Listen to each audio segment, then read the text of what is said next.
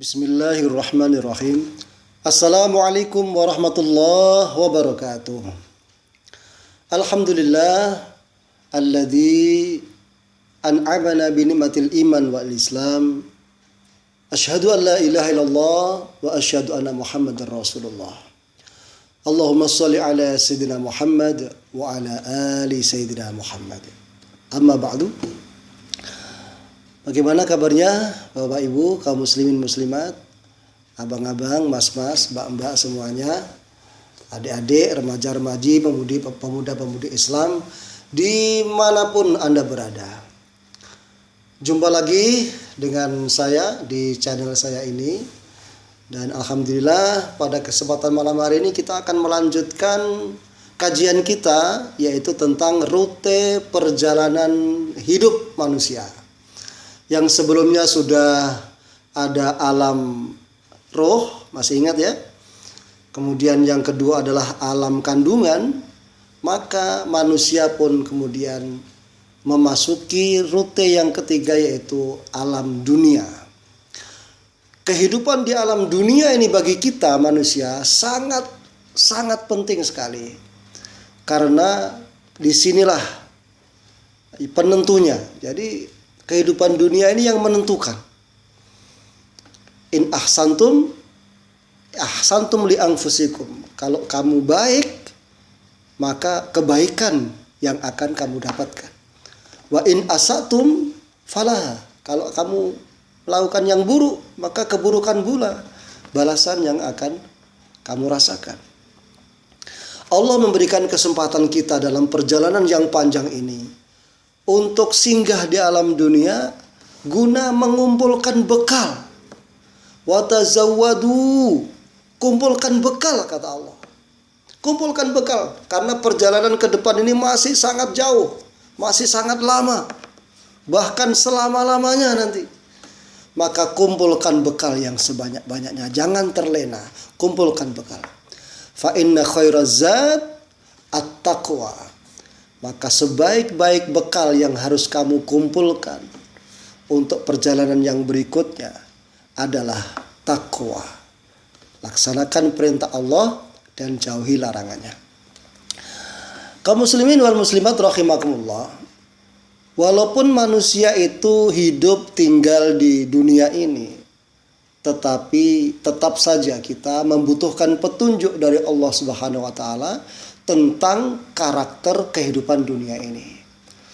Karena ternyata banyak manusia itu yang tidak memahami sifat-sifat hidup di dunia. Walaupun dia tinggal di dunia ini, hidup di dunia ini. Tapi tidak mengetahui sifat-sifat karakter kehidupan dunia. Sehingga banyak di antara mereka yang tersalah, ya, terjebak dengan keindahan dunia ini. Oleh karena itu saya ajak Bapak Ibu sekalian semuanya, para pemirsa yang ada dimanapun Anda berada, untuk membuka ayat Al-Quran. Kita akan coba kaji satu ayat dari sekian banyak ayat yang Allah jelaskan tentang masalah dunia. Saya ingin mengambil yaitu surat Yunus ayat 24. A'udzu billahi minasy syaithanir rajim. Innama mathalul hayatid dunya kama'in anzalnahu minas sama' كماء أنزلناه من السماء فاختلط به نبات الأرض مما يأكل الناس والأنعام حتى إذا أخذت الأرض زخرفها وزينت وظن أهلها أنهم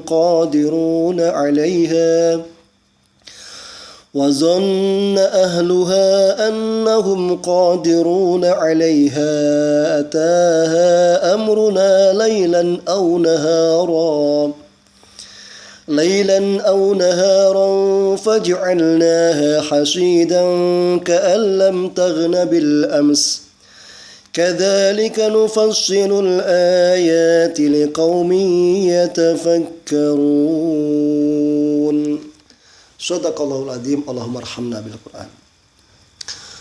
Sungguh luar biasa perumpamaan ataupun pelajaran yang Allah berikan dalam surat Yunus ayat yang ke-24 ini tentang kehidupan dunia.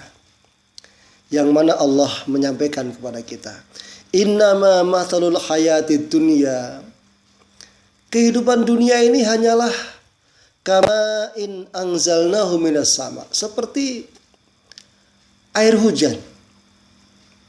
Kehidupan dunia ini tidak lebih seperti air hujan yang turun dari langit, fakhtalata bihi nabatul ard, yang kemudian menyirami segala macam tanaman-tanaman yang ada di bumi ini, yang kemudian nabatul ard itu berarti tumbuh-tumbuhan, bumi yang kering, tidak ada apa-apanya, kerontang, lalu turun air hujan, tiba-tiba dengan turunnya air hujan itu tumbuhlah segala macam tumbuh-tumbuhan yang ditanam oleh manusia ataupun yang berada di hutan-hutan.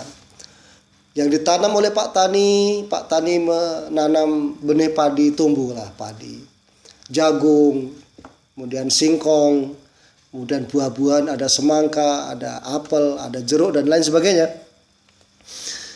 Mimma yakulun nas, dan dari apa yang tumbuh di bumi itu dimakan oleh manusia, wal an'am, dan ada sebagiannya yang dimakan binatang-binatang ternak. Namun binatang ternak itu pun nanti dagingnya juga dimakan oleh manusia. Itu. Hatta idza akhadhatil ardu zukhrufaha, sehingga bumi yang awalnya tandus, yang awalnya gersang itu kemudian mulai berhias. Mulai berhias, dia menghijau, ya, hijau muda, hijau tua. Kemudian yang bunga-bunga keluar putiknya, keluar bunganya yang begitu indah luar biasa. Ya. Kemudian petani-petani pun sudah mulai tersenyum ketika mulai bertunas, mulai bersemi tanaman-tanamannya. Wazayyanat, dan bumi itu berhias, ya. Ya, memakai perhiasan. Artinya seolah-olah seperti berdandan bumi itu dengan berbagai macam tanam-tanaman yang begitu indah. Yang nanam sawit, dia akan indah melihat sawitnya itu. Yang nanam padi akan indah melihat padinya. Kemudian yang nanam buah-buahan juga mulai bersemi. Ada kegembiraan dalam hati menyambut bumi yang sedang berhias itu. Bahkan wazanna ahluha annahum qadiruna 'alaiha. Para petaninya, orang-orang yang menanam tanaman itu, mereka yakin akan bisa memanen hasilnya. Dia akan untung besar, dia akan panen besar melihat tanam-tanamannya yang begitu menakjubkan. Wah, ini pasti untung besar. Pasti mendapatkan hasil panen yang melimpah. Nah, ini anggapan dari para petani atau orang-orang yang menanam itu.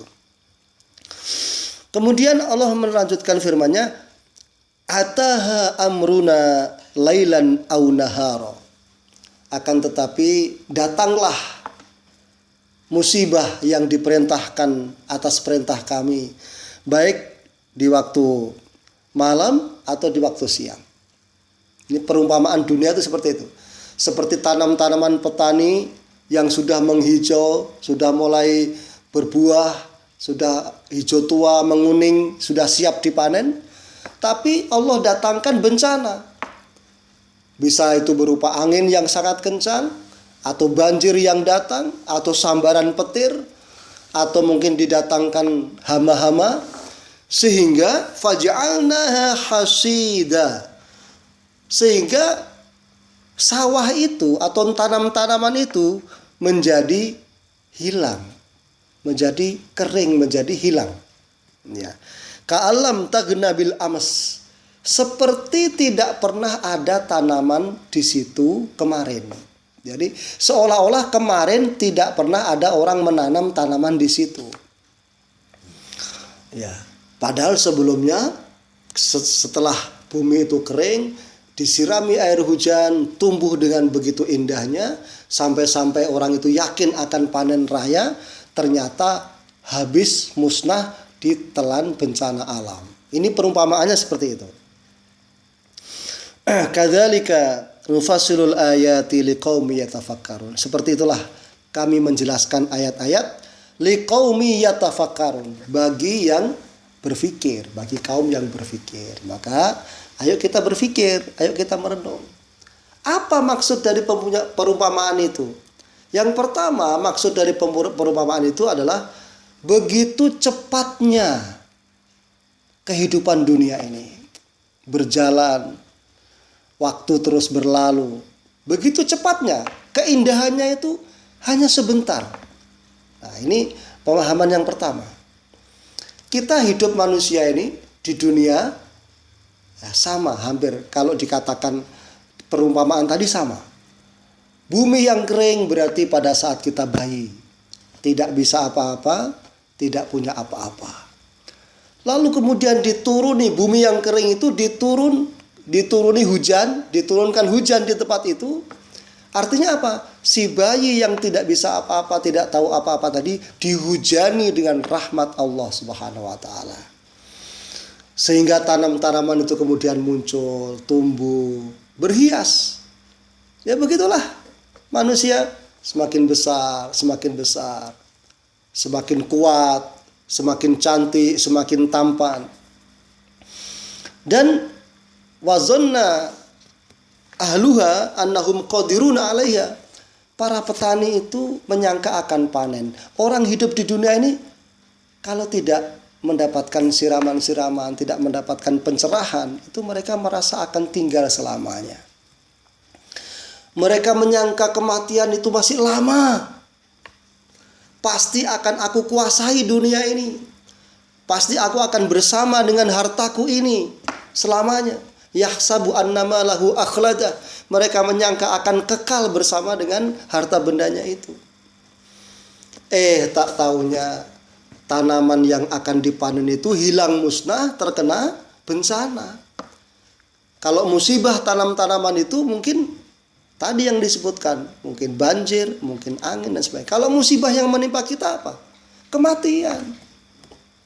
Begitu lagi indah-indahnya, lagi senang-senangnya hidup di dunia, bisa malam, entah pagi, entah malam, entah siang, entah sore, bisa datang kematian itu. Sehingga ketika telah datang yang ditetapkan Allah, kamu akan melihat sawah itu seperti belum pernah ditanami. Dalam tafsir Ibnu Katsir dijelaskan bahwa ada hadis Rasulullah menjelaskan ketika ada orang yang paling bahagia di dunia ini, tidak pernah dia merasakan sengsara, mungkin anaknya raja gitu lah ya. Orang yang paling bahagia dunia ini. Lalu kemudian dia dimasukkan ke dalam neraka satu saat saja. Dicelupkan sebentar ke neraka. Diangkat lagi kemudian dia ditanya, apakah kamu pernah merasakan bahagia? Orang itu menjawab, aku tidak tahu apa itu bahagia. Begitu dahsyatnya neraka dan begitu sedikitnya kebahagiaan dunia itu sehingga mudah sekali dilupakan. Sebentar dan sedikit. Begitu pula sebaliknya. Disebutkan di dalam hadis itu tadi, ada orang yang paling sengsara hidup di dunia ini. Orang yang termiskin di dunia lah gitu ya. Tinggalnya di gubuk bambu, ya kemudian mainnya sama kucing ya, kucing pun menari. Paling sengsara orang ini. Kemudian dia dimasukkan, dicelupkan ke dalam surga satu saat, lalu dia dikeluarkan lagi, dia ditanya, apakah kamu pernah sengsara? Orang ini menjawab, aku tidak tahu apa itu penderitaan. Subhanallah. Begitulah hidup di dunia karakternya. Sebentar, sekejap kenikmatannya. Kemudian yang kedua bisa kita pahami dari ayat ini bahwasanya kehidupan dunia ini merupakan kehidupan yang sangat indah memang. Tetapi dia melenakan. seperti seorang petani yang berdiri di pinggir sawahnya. Dia melihat tanaman-tanaman yang begitu indah, sehingga sampai dia yakin pasti akan saya panen ini. Ternyata mimpi-mimpinya itu terkubur bersama dengan musibah yang datang. Begitulah kehidupan dunia. Makanya tidak usah kita itu terlalu serius sekali masalah dunia ini ya. Nah, maksudnya serius sekali itu maksudnya kita konsentrasi penuh dengan urusan dunia sampai kita lupa dengan perintah Allah, dengan tugas ibadah, sampai lupa akhirat. Nah ini yang nggak boleh. Tapi kalau serius menghadapi dunia ini dalam rangka maksudnya adalah untuk mengumpulkan bekal ke akhirat, itu yang diperintahkan. Nah, tinggal seriusnya nih, serius bagaimana ini? Kalau kita serius mengumpulkan bekal, memang harus serius di dunia ini. Tapi kalau serius itu maksudnya adalah selalu berkutat dengan dunia, lupa akhirat, lupa sholat, lupa ibadah, maka nanti akan terkejut seperti terkejutnya petani ketika dia kembali ke sawahnya, sudah tidak ada lagi tanaman-tanaman yang di situ, sudah hancur terkena musibah bencana alam. Hidup di dunia hanya sebentar dan sekali. Mari kita pergunakan yang sebaik-baiknya. Sebentar dia akan pergi meninggalkan kita. Dalam waktu yang singkat ini kita mengambil bekal yang sebanyak-banyaknya. Karena apa yang akan terjadi setelah dunia ini sangat-sangat tergantung dari apa yang kita kerjakan di dunia ini. Selamat bekerja, selamat beramal, selamat mengumpulkan bekal. Mudah-mudahan kita kembali kepada Allah dalam keadaan yang baik, dalam keadaan husnul khotimah.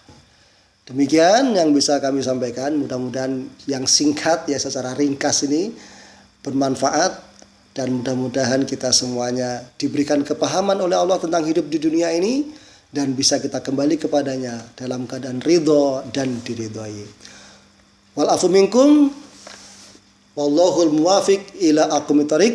Wassalamualaikum warahmatullahi wabarakatuh.